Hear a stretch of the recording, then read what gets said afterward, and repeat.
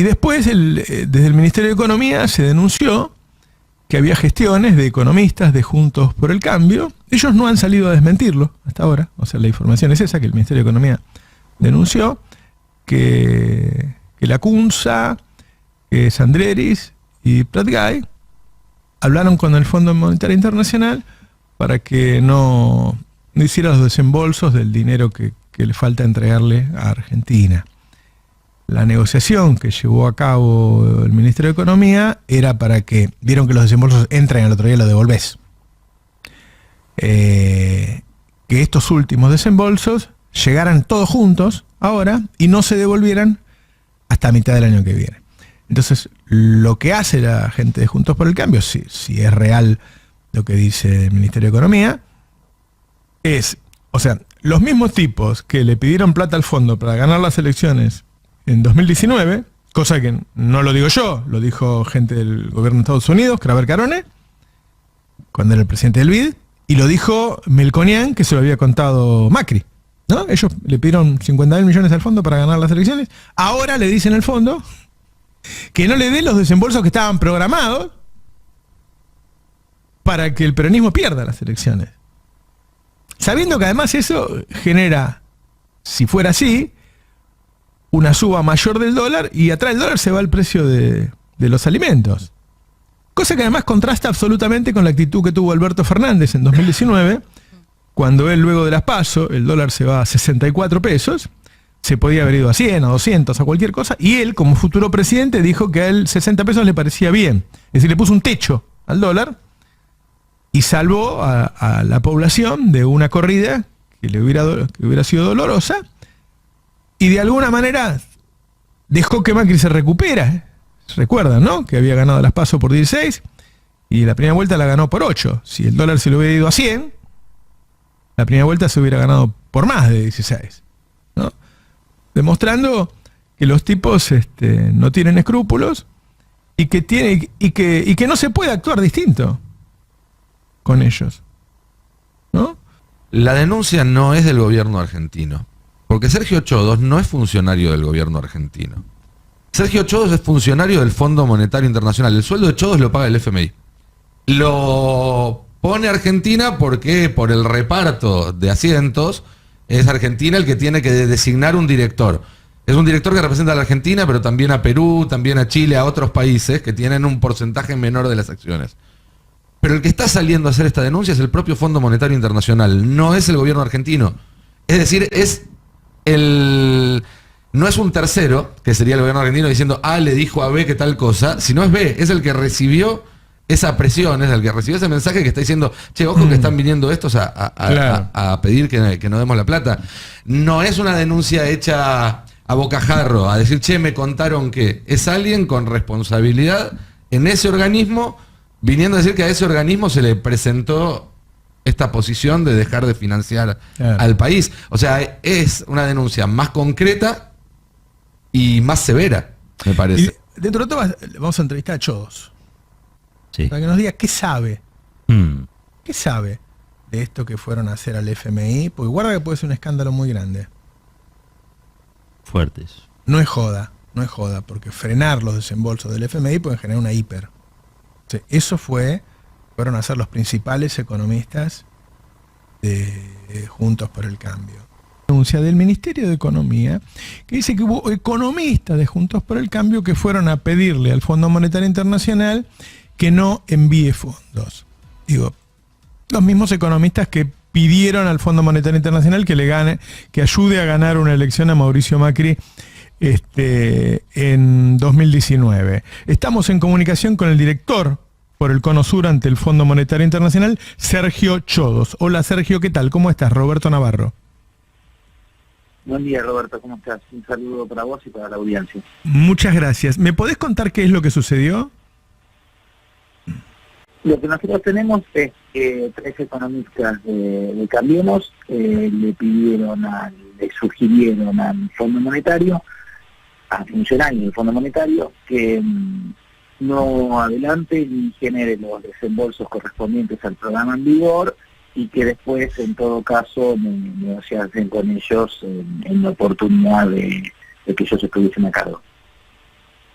¿Esa información surge del fondo? Esa información surge de gente que me informó de este tema, ¿no? De funcionarios del fondo. Ajá. ¿Y qué conclusión sacas al respecto? ¿Cuál es tu opinión sobre esta actitud? No, a mí lo que dice el cable que estuve ayer hablando, no me parece que esto es esencialmente triste y antipatriótico. A mí me da mucha tristeza en el sentido de el préstamo que tenemos con el Fondo Monetario tiene el propósito de solucionar el desastroso préstamo de la época de Macri, en donde básicamente se desembolsó en 4 oportunidades una extraordinaria cantidad de recursos que mayormente fueron utilizados, como lo establece el informe de la Auditoría General de la Nación, y también la evaluación post-programa de diciembre del 21, que me parece siempre un documento muy valioso para mirar, la evaluación post-programa del propio Fondo Monetario, para financiar fuga de capitales y, digamos, servir deuda que ya era insustentable, ¿no? Deuda externa, que es insustentable, deuda en dólares, no deuda interna.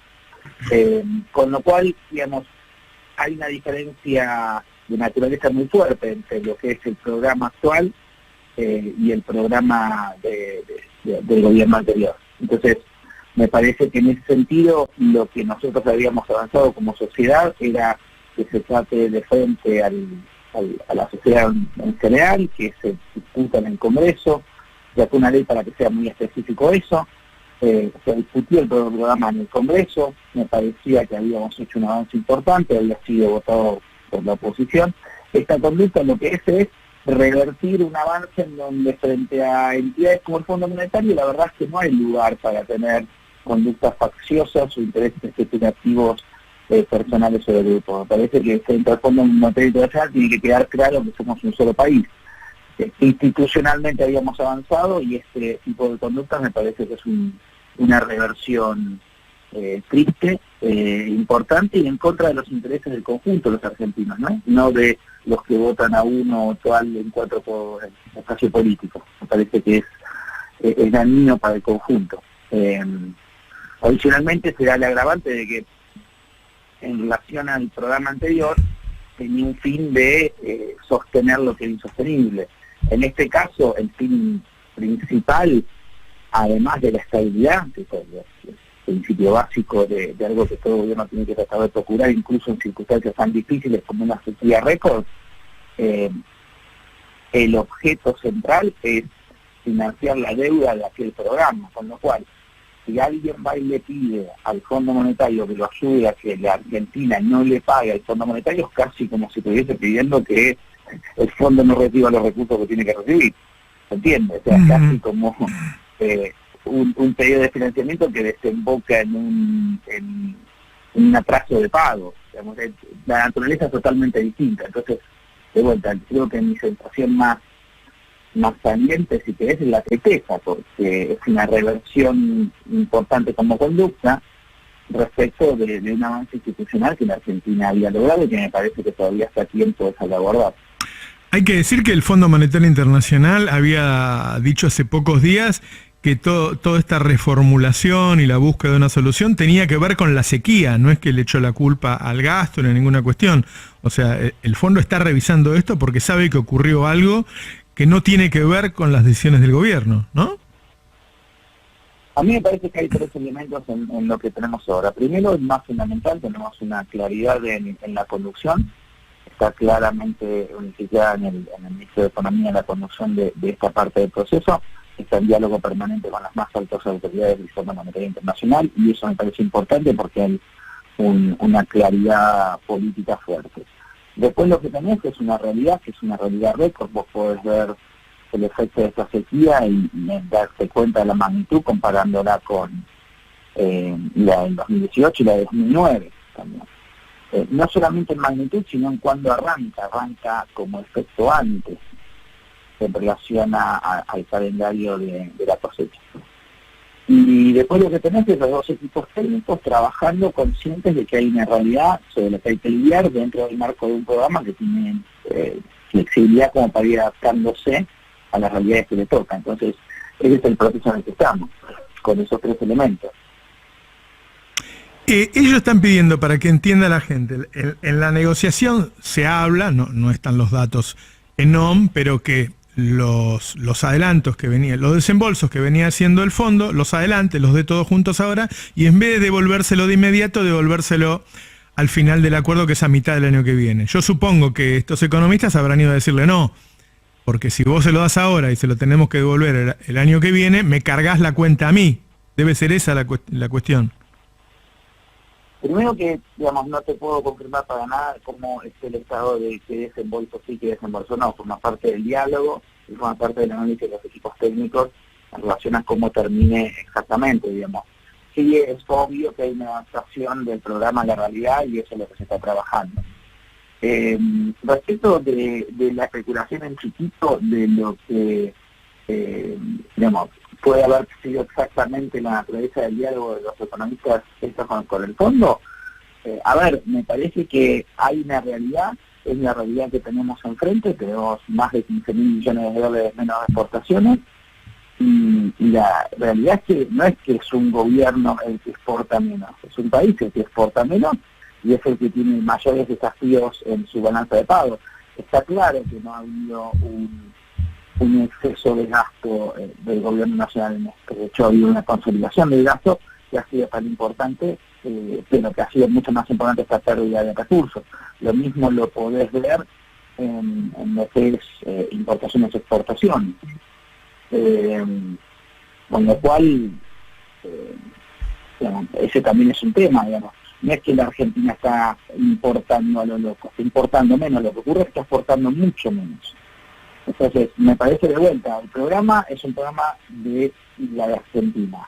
Los problemas son los problemas de la Argentina y la relación con el fondo tiene que ser una relación concentrada en relación a lo que es el fondo, porque somos un solo país, no somos una banda de facciosos que cada 5 minutos cambiamos en relación a instituciones como el Fondo Monetario. Entonces, me parece de vuelta que lo que hay que tener es una idea de coordinación interna frente al organismo con el fondo. Esto me parece lo más elemental. Y que tiene que adaptarse el programa a las necesidades de los países en los que se encuentra, también me parece lo más natural. De hecho, el programa ha tenido adaptaciones. Como por ejemplo en la última ha tenido una adaptación del cronograma de la meta de acumulación de reservas. Claro. Obviamente, en ese momento se pensaba que el impacto de la sequía iba a ser menor. El impacto de la sequía va a terminar siendo mayor, algún nivel de adaptación va a haber que conseguir, y eso es lo que se está trabajando. Obviamente no está afinado, digamos, ni definido totalmente. Como vos sabés, el fondo se expresa a partir de la elección y la decisión final de lo que es el directorio en su conjunto, con lo cual hasta que no existe esta decisión del directorio en su conjunto, no existe una decisión oficial del fondo. Y entonces no me voy a adelantar a ese momento y a ese proceso. Pero sí me parece de vuelta que lo más importante en relación con los organismos es que tengamos conciencia de que somos un país. Vos conocés bien el fondo. ¿Habías visto alguna vez que alguien vaya a pedir que no ayuden a su propio país?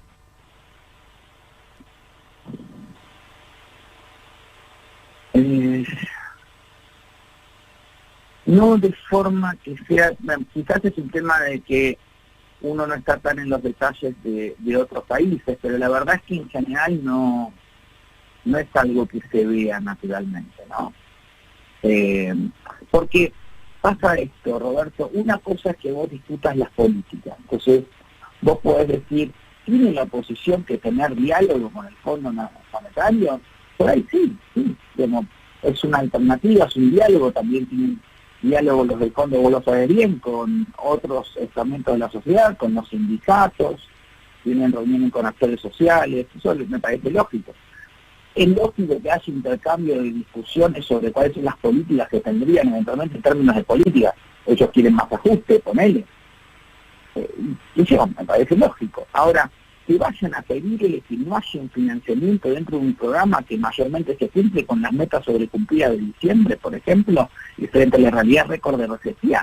Y eso me parece que es otra cosa. O sea, me parece que hay que diferenciar diálogos naturales, posiciones legítimas distintas de política, uno quiere una cosa, ellos quieren otra cosa, de algo que ya es ir a afectar la relación de la Argentina en sí con el organismo, sobre todo con las consecuencias que en este caso tendría, ¿verdad? Porque Las consecuencias para la población, las consecuencias para la población más que electorales. Sí, claro, por eso mismo te estoy diciendo, me parece que más que una especulación electoral, lo que corresponde es tener frente a un organismo como el Fondo Monetario en claro cuáles son los intereses del conjunto. Claro. Entonces esto no es un tema de ok, no, me parece mal que vayan y se reúnen. No, ok, me parece mal que les digan cuáles serían sus políticas. No, lo que me parece grave es que vayan y le digan no, le den los recursos que le corresponden a la Argentina, expiden y después denme a mí. O sea, eso es otra cosa, es otra... Estamos hablando de otra cosa, ¿sí se entiende? Después recordaba, en algún momento Craver Carone, cuando era titular del BID, dijo que le habían dado el dinero a Macri para que ganara las elecciones. Más tarde Melconian mencionó que Macri le había dicho el fondo me va a dar plata para ganar las elecciones. Es decir, la misma gente que le dijo al fondo ayúdeme a ganar las elecciones, le está pidiendo ahora ayúdeme a que el Frente de Todos pierda las elecciones. ¿Hay algo así? Ya, eso no será posible. A mí lo que me da tristeza es que no hayamos podido consolidar el avance institucional en hablarle al fondo como país. Claro. Sergio Chodos, muchísimas gracias por atendernos, muy amable. No, por favor. Un gusto, Roberto. Hasta cualquier momento. Bueno, la certificación de esta información en manos del hombre que representa a Argentina sentado en el Fondo Monetario Internacional, ¿no? Sí, y recordemos que esto tiene una historicidad, no es un episodio aislado. En diciembre del 21, antes de que se firme el acuerdo con el fondo, y lo denunció primero Máximo Kirchner en un discurso, que había un importante diputado, el referente económico del bloque de diputados de Juntos por el Cambio, que había viajado a Washington a pedirle al fondo que no cierre el acuerdo con Argentina. ¿Sí? Nosotros después en el Destape confirmamos que se trataba de Luciano Laspina. Sí. Lo publicamos unos días más tarde. Luego tuvimos hace pocos meses a los referentes nuevamente de Juntos por el Cambio pidiéndole a los tenedores de deuda en pesos que no la renueven. Claro. ¿Verdad? Así es, así es. Y ahora esto, digamos, hay un modus operandi acá, claramente. Hay un modus operandi de los economistas de Juntos por el Cambio que están buscando que el país choque. ¿Por qué creen que pueden sacar algún tipo de provecho político de eso? Es la única manera de describirlo, no hay otra. Están buscando que el país choque para sacar provecho político. ¿No es lo mismo que hizo Cavallo en el 89? Sí, Di Tella, que era parte del equipo de Menem y que después fue el canciller, dijo vamos a tener un dólar recontra alto, y Cavallo pidió que no le entreguen fondos a la Argentina. Es decir, así generaron la hiperinflación. ¿Qué es lo que están buscando ahora? Que haya una hiperinflación para que el Frente de Todos directamente no entre en el balotaje. Ahora, la información que yo tengo es que no es esa la intención del gobierno de Estados Unidos. El gobierno de Estados Unidos no quiere que el Frente de Todos quede afuera del balotaje porque tiene miedo de que acá haya un Bolsonaro. Claro. ¿No? Porque puede salir el tiro por la culata, claro. Así es, así es. Pero bueno, habla mucho. Yo recuerdo muchísimo, mira, el momento en que después de las PASO, el dólar a Macri se le va de 44 a 64, hay un ruido bárbaro. Eso iba a ser una catástrofe para Juntos por el Cambio, pero iba a ser una catástrofe inflacionaria también para la población argentina. Entonces, se le pide, después lo contó Manuel Álvarez Agis, los economistas de Juntos por el Cambio le piden a Agis que hable con Alberto y que Alberto haga alguna declaración que calme el dólar. Alberto, que ya iba a ser presidente, porque había ganado las PASO por 16 puntos, lo hizo. Y cuando vos le preguntás, ¿por qué hiciste eso? Dice, y bueno, Roberto, porque íbamos a tener una inflación que la gente iba a sufrir mucho, la iba a pasar muy mal. Ya venía de 4 años de Macri, de estar muy mal, y yo las elecciones las iba a ganar igual, no quise hacerle daño a la población. Eso tuvo un costo para el Frente de Todos, porque la diferencia se achicó a 8 puntos. Juntos por el Cambio entonces tuvo más legisladores en el Congreso, legisladores que luego terminaron prácticamente cerrando el Congreso en Argentina no funciona. Ahora, Alberto actuó con la forma que de ser que tiene él. Con buena fe. Con buena fe en ese caso. Y estos tipos son así. Porque si ahora se dispara una hiper, que es lo que ellos fueron a buscar ahí, una hiper, la verdad es que habría un tiempo de enorme sufrimiento en el país. Y lo fueron a buscar y en general, salvo la gente que nos escucha a nosotros o alguno más, ni se entera de esas cosas porque son muy qué sé yo, ¿viste? No es algo de lo que se habla habitualmente. Y que fue Prat Guy les dijo, no haga el desembolso por adelantado, y la gente en general no se entera de esas cosas. A no ser que sea al revés.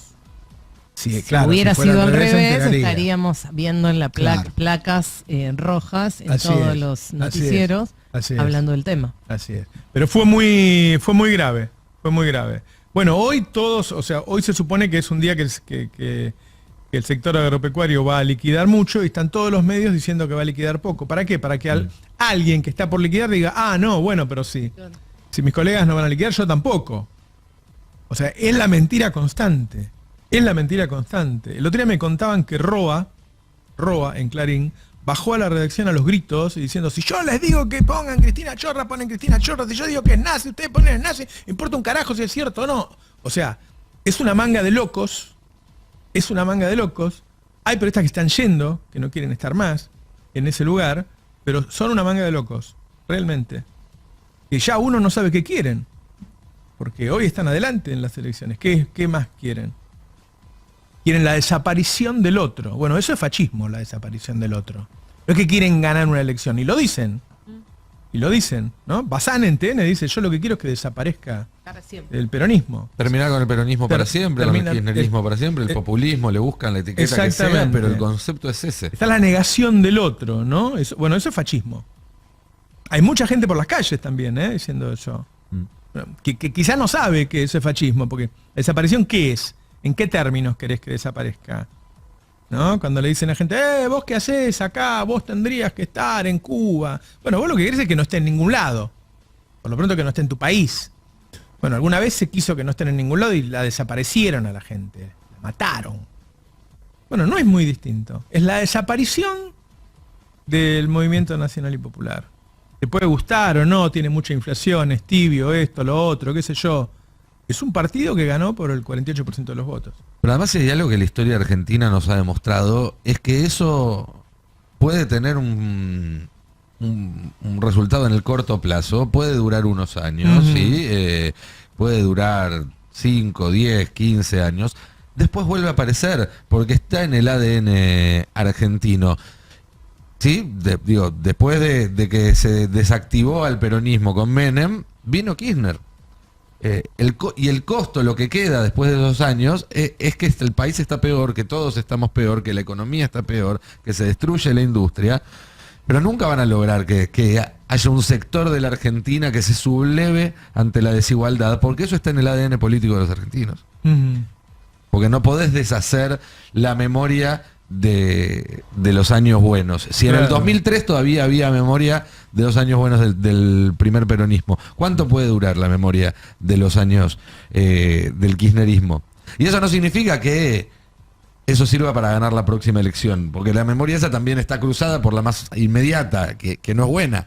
Pero significa que por más que el peronismo ahora estalle en 1000 pedazos y logren efectivamente, que no estoy seguro de que vaya a pasar, pero logren que no sea ni la primera ni la segunda minoría, borrarlo por unos años del Congreso de la Nación, establecer reformas profundísimas y muy regresivas, en algún momento va a volver y lo único que va a haber quedado es la tierra arrasada de ese intento de borrar el peronismo del mapa. Ellos intentaron, entre 2015 y 2019, hacer reformas estructurales, es decir, hacerle cambios al país de los que vos no puedas volver o no puedas volver por décadas. Pero no lo lograron.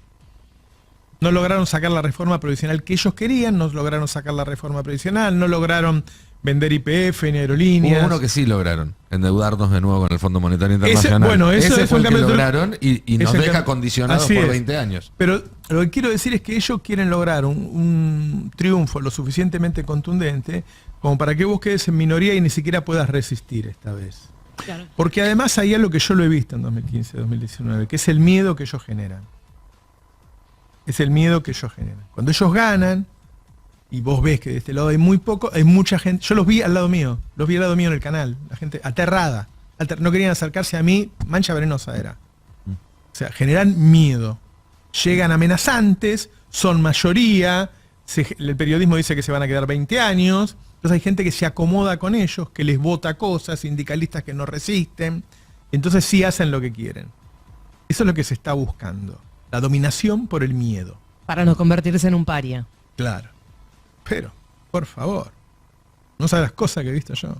Cosas que he visto yo. Estaba en un programa de radio de columnista de un conductor y el conductor cuando yo hablaba decía, bueno, este Roberto es una de las cosas que... es terrible. Todo el tiempo tratando de decir, yo no tengo nada que ver con el loco este. Así, ¿no? Bueno, eso lo lograron en su momento. Ahora, ¿te imaginás? Vos, ellos quieren que salga tercero, peronismo, bueno, lograrían un efecto todavía más fuerte. Claro. Eso es disciplinamiento. Y ya además ya viste que quisieron matar a Cristina, que ya está condenada. La gente lee. El miedo no es irracional, el miedo es racional. Y en ese escenario cobra más importancia que nunca que el Frente de Todos logre coordinar una estrategia electoral, ya sea con paso, con unidad, lo que sea potente, porque hay algo que es cierto, que es que si el peronismo no se desangra en una lucha intestina y lleva la economía con estabilidad hasta las elecciones, tiene un piso de 28, 30, 32, pero digo, es un piso lo suficientemente grande que hace que prácticamente seguro esté en el balotaje, porque es muy difícil que en un escenario de tercios, si uno llega a 30 puntos, haya otros dos por arriba de 30. Tendría que sacar muy pocos votos la izquierda, muy pocos votos cualquier partido que esté por afuera de eso. Y eso te implica, por un lado, eso, garantizar que va a haber un lugar en el balotaje, y eso es una esperanza también de ganar, porque cuando llegas al balotaje es otro partido, es una definición por penales. Sí. Pero además, pensemos esto, Juntos por el Cambio va a renovar las bancas de 2019, donde en la primera vuelta sacó 30 y pico de puntos a nivel nacional. En un escenario de tercios no va a sacar mucho más que eso, con lo cual no es probable que crezca muchísimo su bancada. Puede crecer 4, 5, no más que eso. No va a llegar a 130 por sí solo. No. Y Milei, si saca 20 largos, 30 puntos, depende cómo esté distribuido, puede llegar a tener una bancada de 15, 20... Que si se junta con la de Juntos por el Cambio, obviamente que es peligrosa, pero tampoco es que van a tener 2 tercios. En cambio, si el peronismo en estos meses se desangra, si vamos a una crisis económica como la que quieren desatar ellos, y termina sacando 20 puntos en vez de 30, ahí se abre otro escenario absolutamente distinto. Porque no entras al balotaje, porque perdés más provincias, perdés más municipios, y sobre todo porque quedás en el Congreso en una situación de absoluta indefensión. Claro.